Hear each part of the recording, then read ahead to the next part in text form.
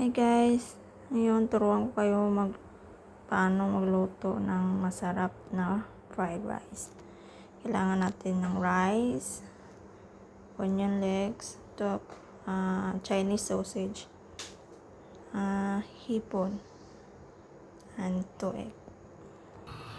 Painitin muna natin yung mantika. Lagay na natin to. Stir fry hanggang mag-crispy. Tapos, lagay natin tong hipon. Saglit lang to. Pwede ma-overcook. Tanggalin na natin.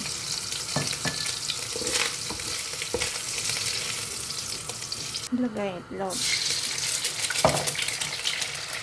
Tiwar. Nikos. Next. Rice. Tiwar. Lagay ang paminta. Konting asin.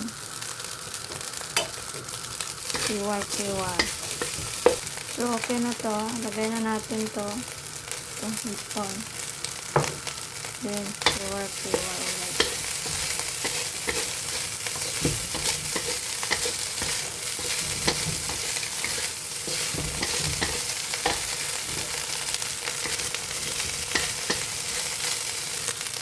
Okay na to.